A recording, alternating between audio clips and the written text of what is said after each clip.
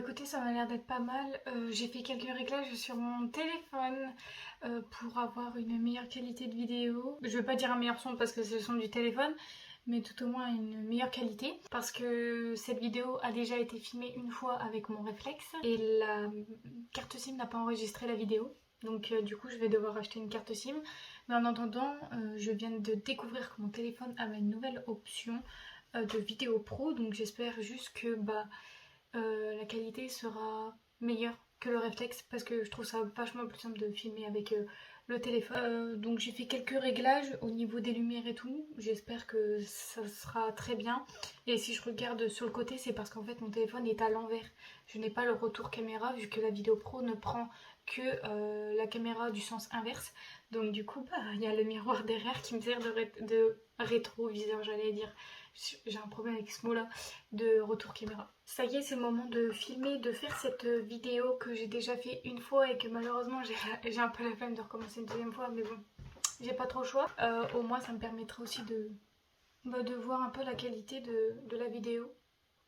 Et j'espère pas qu'elle va durer trop longtemps non plus. Bon, du coup, je pense que vous avez pu le voir dans le titre de la vidéo, mais aujourd'hui, on va parler de ma voiture essentiellement, tout en me maquillant. En fait, c'est une vidéo qui va me permettre de un peu tourner la page parce que il y a eu énormément de péripéties suite à l'achat de ma nouvelle voiture que vous avez pu voir dans une de mes anciennes vidéos que j'ai postées, que je vous mettrai dans le petit i mais qui sera sur ma chaîne en évidence. L'achat s'est passé comme prévu, etc. Mais comment dire, les avantages par la suite, ou tout ce qui devait se tramer, enfin, tous les trucs par la suite, en fait, après l'achat d'une voiture, ne s'est pas passé comme prévu. Ce qui fait que du coup j'ai pas été là pendant des mois sur YouTube, mis à part la dernière vidéo de mon haul Primark. Depuis ce temps-là, je n'ai plus du tout filmé ni plus du tout posté. Donc il y a les vacances d'été qui sont passées entre deux. Donc avant de continuer cette histoire, je vais me maquiller aujourd'hui. Mais tous les liens de mes produits seront répertoriés dans la barre d'infos. Parce que j'ai pas envie que la vidéo soit bâclée. En fait, elle va être trop brouillon. J'ai déjà pas préparé la vidéo de base. Je vais simplement vous dire ce que je pense au fur et à mesure et de ce qui s'est passé au fur et à mesure. Et j'ai pas envie de vous couper en vous montrant les marques de make-up que j'utilise, donc tout sera répertorié dans la barre d'infos. Je pense aussi que vu que c'est du maquillage que j'utilise très souvent sur ma chaîne, vous allez vite reconnaître les produits, donc voilà. Mais sinon c'est dans la barre d'infos, n'hésitez pas à aller jeter un coup d'œil. Donc je vais me maquiller tout en discutant, tout en vous expliquant ce qui s'est passé en fait. J'ai pas été là pendant la période d'été en fait, la période de vacances. Vous avez pu voir que j'ai pas du tout posté de vidéo. Et parce qu'en fait, à ce moment-là, entre j'ai acheté ma voiture début mai, on va dire mi-mai, j'ai acheté ma voiture. Et pendant 3 semaines, tout s'est très bien passé. Donc en fait, je vous parle de ma voiture et du fait que j'ai pas filmé de vidéo pendant plusieurs mois parce que c'est la raison. Par la suite, je vais vous expliquer les raisons pour lesquelles j'ai pas posté du tout. Vous allez le voir par rapport à ce que je vais vous expliquer. Mais du coup, j'ai acheté la voiture mi-mai en fait. Et pendant 3 semaines après l'achat de la voiture, donc j'ai roulé tout simplement pour aller au travail. Enfin, j'ai fait ma petite vieille quoi. Avec la voiture, j'en ai profité. Ça m'a fait bizarre parce que changer de voiture du jour au lendemain comme ça, d'un modèle au-dessus du jour au lendemain, c'est difficile, je trouve. Parce que faut le faire pour. Enfin, difficile. Comment expliquer ça? Changer de voiture, la façon dont on conduit n'est pas la même quand on change de voiture en fait. Donc moi j'ai eu un peu de mal à savoir rouler avec la voiture, on va dire, parce que quand on passe une voiture, on va dire de première main, de tchouk-tchouk on va dire, et une voiture toute option et vachement plus moderne et plus avancée, c'est plus compliqué. Donc le temps que je m'y mette et que je roulais avec, on va dire que tout s'est très bien passé pendant 3 semaines après l'achat.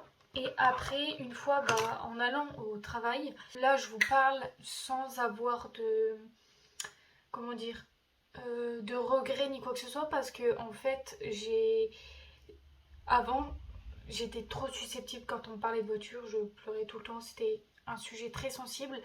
Vous allez voir pourquoi par la suite. Donc si je filme cette vidéo aujourd'hui, c'est pour pouvoir tourner la page par la suite, même si je sais que une fois que cette vidéo sera publiée sur YouTube, bah j'en aurai pas terminé avec la voiture. Mais ça me permet aussi de pouvoir mettre un terme au chapitre de la nouvelle voiture, parce que je vous ai posté une vidéo d'achat mais pas une vidéo de la suite, parce que bah il n'y avait pas de problème, mais là il y en a, donc bref. Je m'égare sur ce que je dis, mais vous allez comprendre. Et j'étais pas apte avant à vouloir parler de la voiture, même si... Enfin, c'était pas un sujet qu'il fallait aborder avec moi, parce que j'étais trop sensible en fait, vu ce qui s'est passé avec. Donc, je reprends mes moutons. Tout se passait très bien jusqu'à ce que je parte au travail avec la voiture. Et là, en fait, au bout de la troisième semaine que j'ai acheté la voiture, je remarque un truc bizarre, genre pas habituel. Je sens que la voiture, elle a... Je sais pas, quand j'accélère, je sens qu'il y a un truc bizarre. Une fois, ça m'avait fait ça quand j'étais partie de chez ma mère pour aller chez mon père. J'étais avec mon père dans la voiture. Et en fait, j'avais comme l'impression, j'étais à 80, j'accélère et j'avais comme l'impression que la voiture, elle voulait plus du tout accélérer en fait. Comme si la voiture, elle s'était éteinte. J'avais eu l'impression de caler. Donc en fait, à ce moment-là, sans réfléchir, j'ai dit à mon père, bon bah j'éteins le moteur, je m'arrête, je mets mes warnings, j'éteins le moteur et je rallume. Et je suis repartie. Mais c'est pas quelque chose qui m'a mis le déclic en fait. Je me suis pas dit, oula, il y a un problème sur la voiture. Donc du coup, bah j'ai repris ma vie normale, on va dire. La voiture, elle avait juste... Je me suis dit, c'est peut-être juste... il y a peut-être juste un petit problème.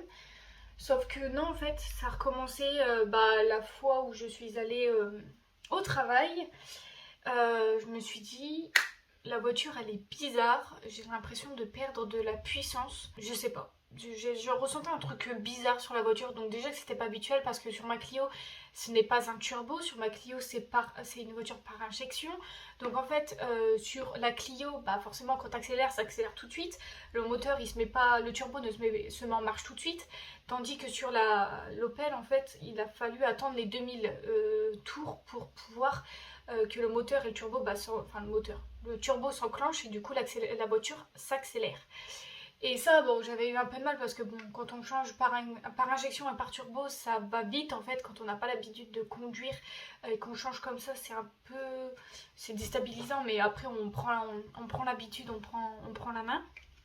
Donc à force, bon, au bout de 2-3 semaines, à rouler tous les jours avec, à faire beaucoup de kilomètres, parce que c'est vrai que j'ai fait beaucoup de kilomètres avec, j'ai pris la main tout simplement.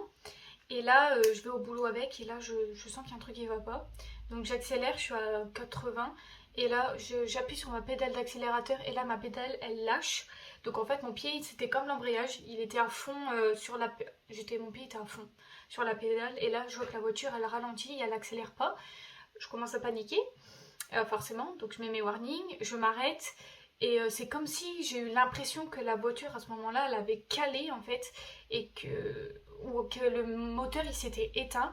Donc en fait, je me gare sur le côté, je mets mes warnings et tout. Donc j'appelle mon père en panique forcément, parce que ma mère répondait pas au téléphone. Voilà. Donc j'appelle mon père en panique. Et là, quand j'éteins ma voiture, j'entends une sorte de bip continu. Même le moteur éteint, donc là je commence à paniquer, je fais le tour 2 fois de la voiture pour voir s'il n'y a pas quelque chose qui fume ou quoi que ce soit, j'ai soulevé le capot au cas où, j'ai fait attention à tout, et, là mon père me dit d'appeler l'assurance et de faire appel à un dépannage puisque ma voiture est tombée en panne. J'ai essayé de la redémarrer avant d'appeler le dépanneur, mais elle redémarrait plus du tout. Donc en fait, j'ai fait ce qu'il fallait, j'ai appelé un dépanneur, je l'ai mis au garage le plus près de chez moi, donc Opel. Et je me suis dit qu'à ce moment-là, si je la mettais chez Opel, comme c'était une marque Opel, en général c'est ce qu'on fait quand on achète une voiture quand on a une voiture d'une certaine marque, on la met souvent au garage quand on vient de l'acheter, on la met souvent au garage de la marque de la voiture tout simplement. Donc j'ai décidé de l'amener à Opel, pas loin de chez moi tout simplement. Donc là, moi j'étais totalement en panique parce que forcément c'est la première fois que je tombe en panne avec une voiture. Pour moi c'était inconsidérable, on va dire, d'amener une voiture au garage tout de suite, de me dire ça fait 3 semaines que j'ai acheté une voiture, elle est tombée en panne, pourquoi, comment ça se fait, elle est neuve et tout. Donc là j'appelle le dépanneur, j'explique le problème qu'elle a, je lui explique, je dis perte de puissance, j'ai l'impression d'avoir calé avec la voiture, le moteur est éteint, je roule à 80, le moteur il s'éteint comme ça sans prévenir tout simplement, parce que je dis sans prévenir, il n'y a pas de voyant qui s'allumait, il n'y a rien du tout, enfin il n'y a pas de voyant. Je remets les choses dans son contexte, quand on a acheté la voiture, il y avait déjà un voyant d'allumé dessus. Le vendeur nous a dit que le voyant était les bougies de préchauffage ou la vidange à faire. Et on avait fait la vidange, etc. Et après avoir fait la vidange chez un collègue à mon père en Belgique, depuis ce temps-là, la voiture a complètement merdé. Mais alors quand je vous dis merdé, elle est tombée plusieurs fois en panne. Donc là, c'était un peu la galère. Du coup, on l'amène chez Opel, etc. On fait le nécessaire.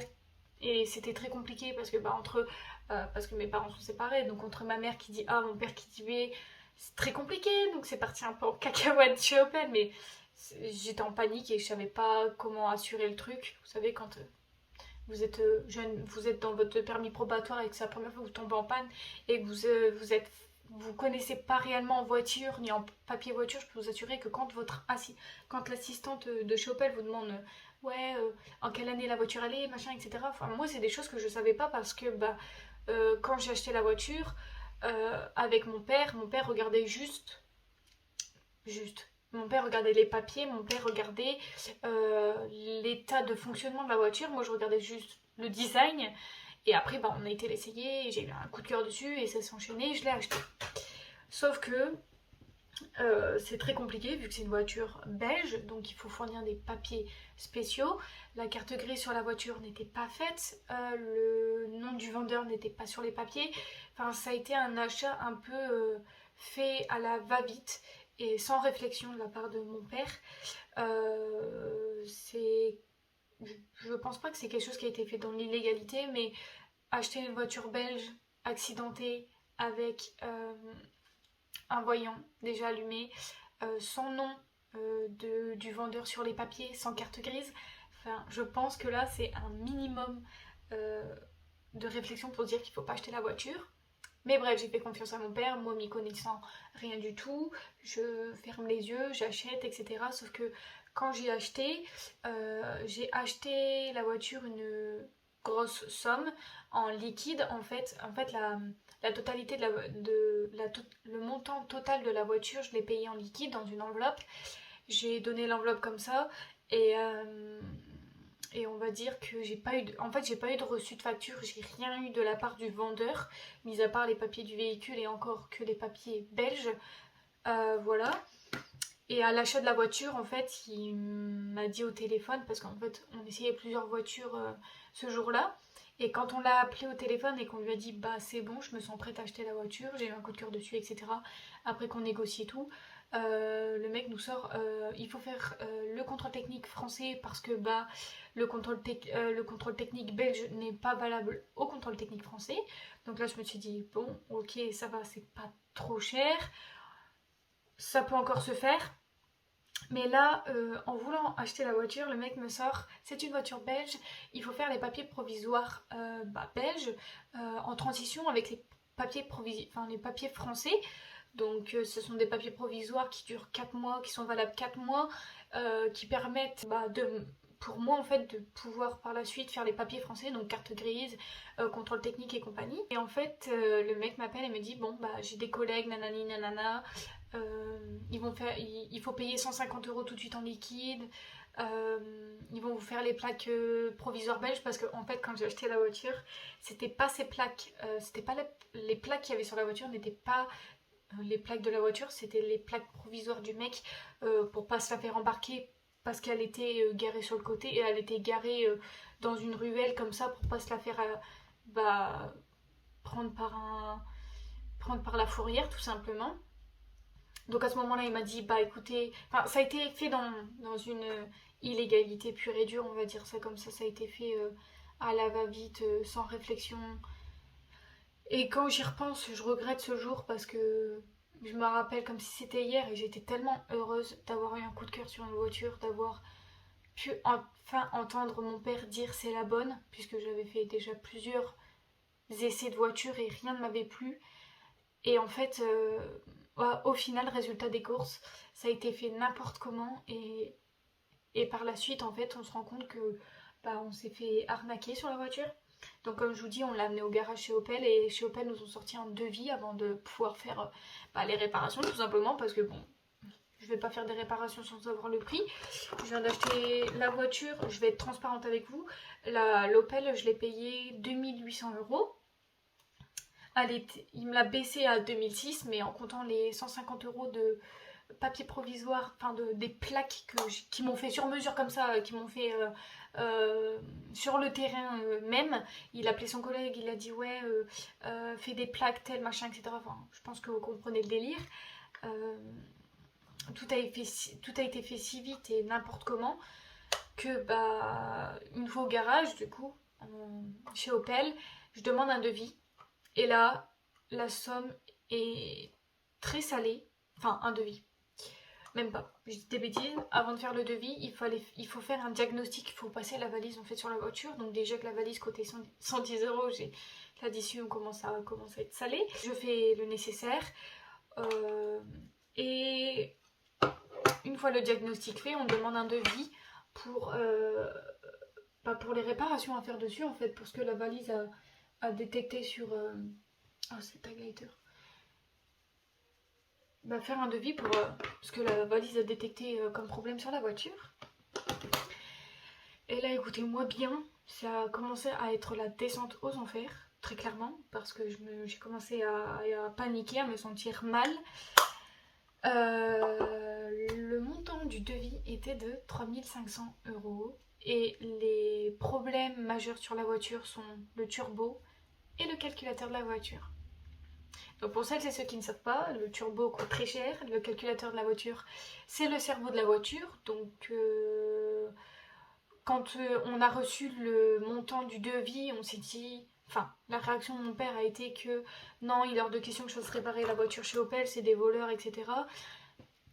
Bref, après, je dénigre pas ces sociétés-là, mais c'est vrai qu'un peu partout, dans n'importe quelle société, vous me direz que les voitures... il y a de vol d'argent, il faut bien que les gens se fassent des sous dessus. Donc du coup, quand j'ai vu le prix, j'ai regardé mes parents, j'ai fait, il est hors de question que je sorte cette somme-là pour réparer ma voiture. Je dis, je viens à peine, même pas de sortir le 3/4 de ce montant-là pour acheter une voiture. C'est pas pour le mettre en plus dans les réparations. Sachant que j'ai acheté ma Clio. La Clio, si j'ai fait en sorte de changer de voiture, c'est parce que l'été allait arriver, mes fenêtres ne fonctionnaient plus. En fait, le système électrique de la voiture de la Clio ne fonctionne plus. Donc, mes fenêtres ne s'ouvrent plus. Et en fait, il y en avait pour 1500 euros de réparation, voire plus. Et c'est à ce moment-là que je me suis dit, il est hors de question que je fasse mettre autant de réparations dans cette voiture-là. Donc, je me suis dit, autant à ce prix-là, en racheter une. Et au final, je me suis dit, vu les prix de voiture à 1500 euros, il y a trop de réparations à faire dessus. Je me suis dit que j'allais doubler le prix, c'est ce que j'ai fait. Je me suis dit, autant doubler le prix, autant avoir plus d'options, mais je serai tranquille, on va dire, un minimum 6 mois, si les choses sont faites correctement. Mais vu que les choses n'ont pas été faites correctement, je me retrouve avec une voiture à 2800 euros et des réparations à 3500 sortant de chez Opel à faire. Là, j'ai commencé à me dire, je dis à mes parents, je pense que vous pourrez comprendre, je leur ai dit que c'était hors de question. Je viens de sortir 2008 dans une voiture, vous allez croire que je vais payer 3500 plus de réparation que j'ai payé la voiture, mais c'est hors de question. Et donc on l'a transféré, on a rappelé un dépanneur, donc là à mes frais, c'est pas remboursable. On a appelé un dépanneur pour un ami à mon père qui est garagiste. On l'a amené dans son garage pour qu'il puisse regarder, parce que pour moi il était inconcevable de mettre ce prix-là dans les réparations de l'Opel. Attendez, il faut que je fasse mes sourcils, je peux pas parler en même temps et je reviens après. Bon, j'espère que mes sourcils sont droits. Et une fois du coup l'avoir mis au garage de chez le collègue de mon père, il nous sort que en fait c'est la vanne EGR de l'Opel qui est encrassée. Donc en général, la vanne EGR, c'est souvent le problème récurrent chez Opel en fait. Voilà, les problèmes d'Opel en général, c'est la vanne EGR qui est souvent encrassée, donc il me la décrasse, donc je paye bien sûr. Et là, je retombe en panne. Là, je commence à péter un câble parce que je me dis, j'avais eu l'espoir de me dire, c'est bizarre. Je mets la voiture chez Opel, on me sort que c'est le calculateur, on me sort que c'est le turbo.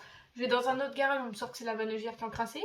Je fais en sorte à payer les réparations parce que je me dis que c'est déjà même pas un tiers du prix des réparations de l'Opel. Donc je me suis dit, ça va, il n'y en avait pas pour trop cher. Donc je me suis dit, bah, c'est déjà mieux que rien. Peut-être qu'en fait c'est juste ça le problème. Et ensuite je vais récupérer ma voiture et tout ira dans l'ordre. Sauf qu'en fait, c'est la première marche de la descente aux enfers. Euh, Parce qu'elle est retombée en panne par la suite. Et là, on comprend pas. Je commence à être sur les nerfs. J'étais tendue H24 parce que c'est un sujet qu'on abordait tous les jours. Forcément, c'est un sujet de la vie qui est courante parce que forcément, c'est l'objet. C'est l'objet qui permet d'aller à l'école, faire des courses, enfin, avoir le permis, c'est vraiment très important. Donc du coup, avoir une voiture qui t'emmène partout, c'est un sujet bah, qui est dans la vie courante, j'ai envie de dire. Je sais pas comment dire ça. Mais bref, du coup, je vais pas me voiler la face. Mes parents commencent à m'en discuter, là je commence forcément à péter un peu les plombs. Je me suis dit, c'est quoi ce délire? J'amène ma voiture au garage, je paye encore des réparations et arrivé là, ça fonctionne pas. Je comprends pas, elle retombe en panne, c'est quoi le problème?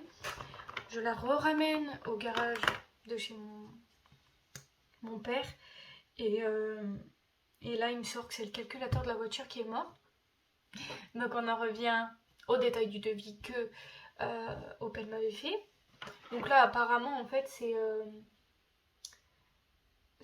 le calculateur qui était inondé d'eau. Allez savoir pourquoi. Me demandez pas comment ça se fait que c'était inondé. J'en sais rien du tout. Donc apparemment il fallait changer le calculateur. Donc là à ce moment-là je me suis dit c'est une putain de blague. Le cerveau de la voiture ne fonctionne plus, faut le changer. Enfin... Ouais, je sais pas.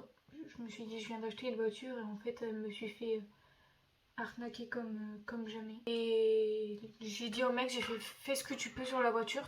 Je lui ai dit clairement, vu que c'est un ami à nous, tant que les réparations ne coûtent soit pas excessives, parce que je lui ai dit que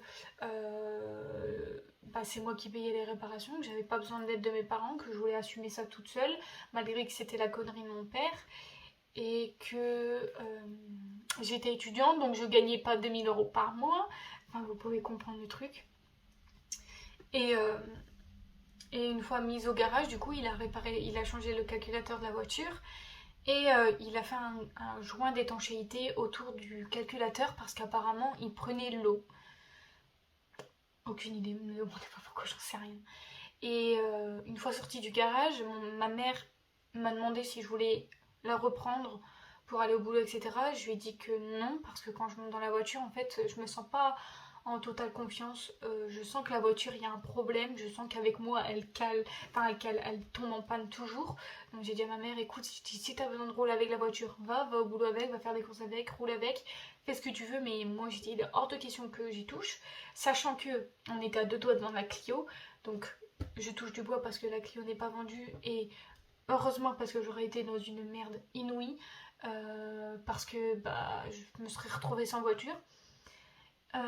Du coup j'ai gardé la Clio et c'est avec la Clio que je suis retournée au travail et compagnie. Et ma mère roule avec pendant une semaine, etc. Me sort, tout va très bien. Et là, elle va refaire un tour avec, elle m'appelle et elle me dit, je suis tombée en panne. Et là, je commence à m'effondrer parce que c'est tous les jours les mêmes discussions. Faut se mettre à ma place, quoi. Enfin, économiser. Étant étudiante, travaillant que le samedi matin, j'ai le droit à la bourse aussi. Je ne gagne pas 2000 euros par mois. Payer une voiture de 1800 euros, c'est énorme quand même. C'est beaucoup de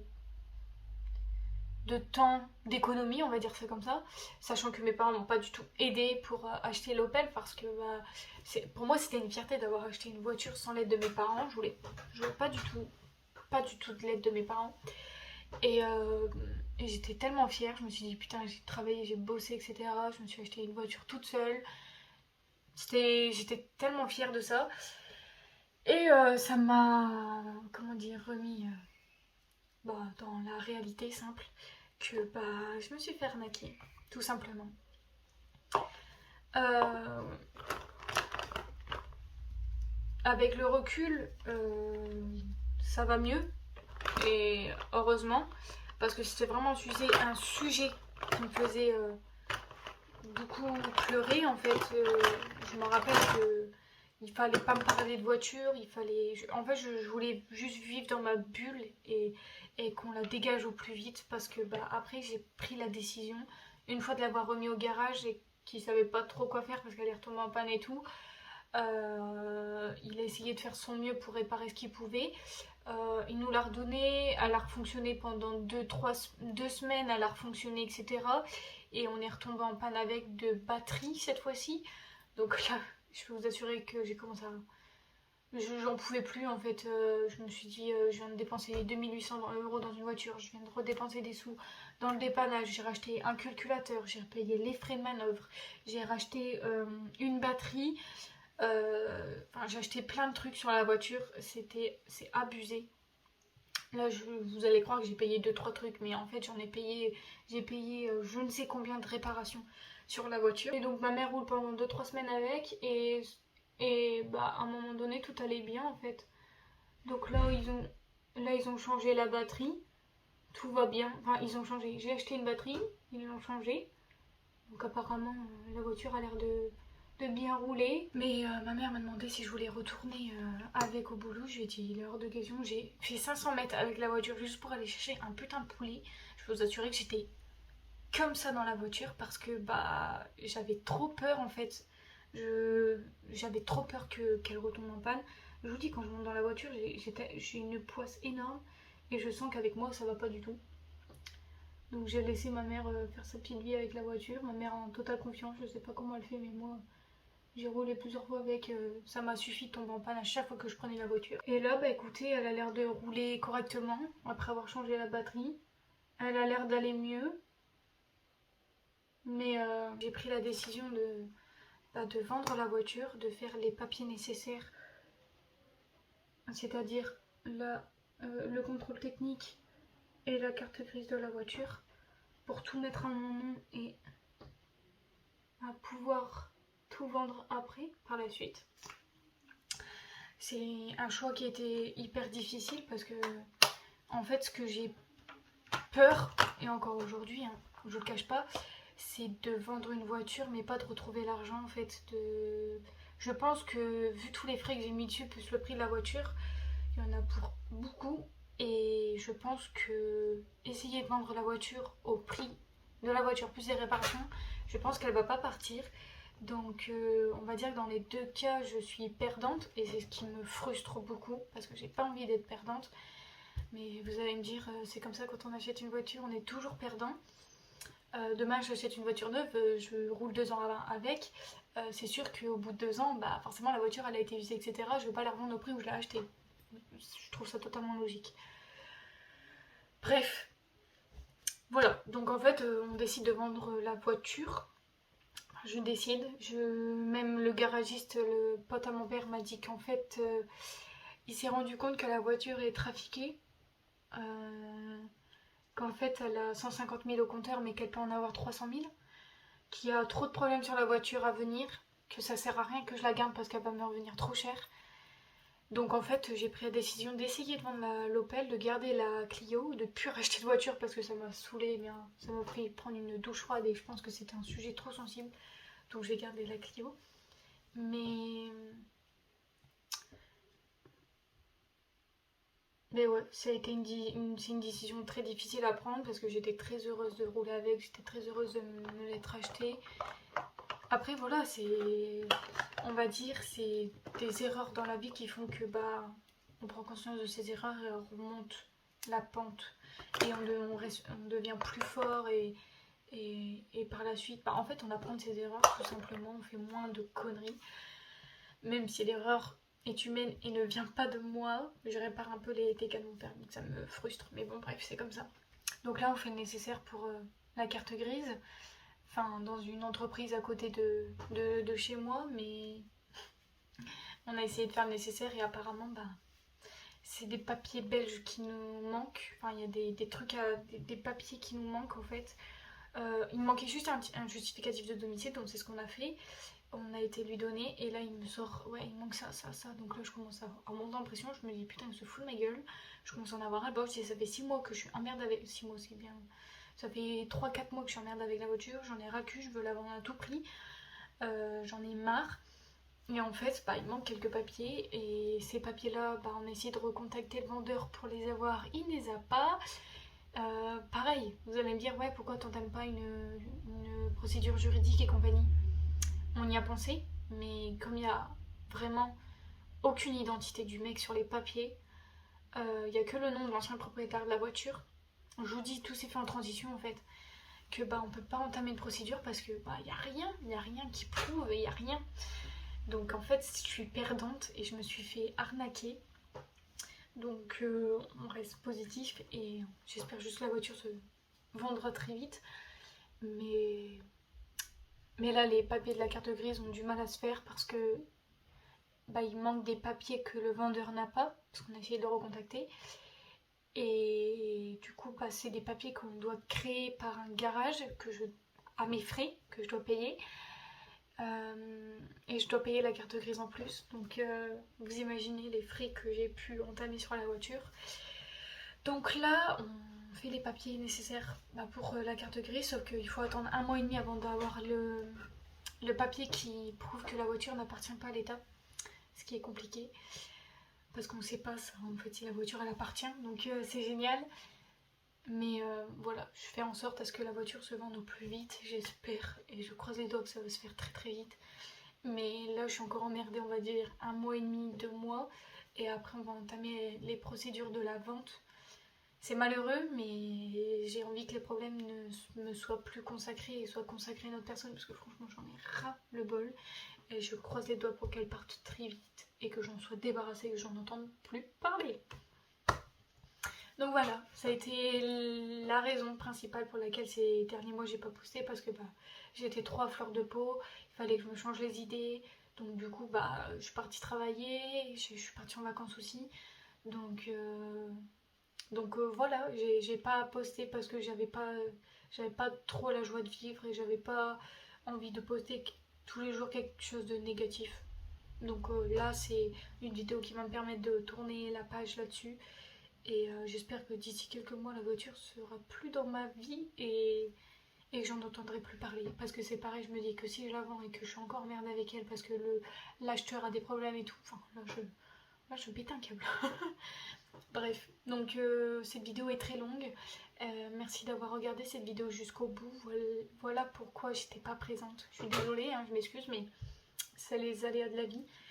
Et j'espère revenir un peu plus forte quand même, parce que c'est quelque chose qui m'a beaucoup détruite. Vous allez me dire, ouais, c'est qu'une voiture, mais bon, je pense que vous comprenez. Donc bref, je vais arrêter cette vidéo maintenant, parce que mon petit frère commence à pleurer et je pense que là, la vidéo est très très longue.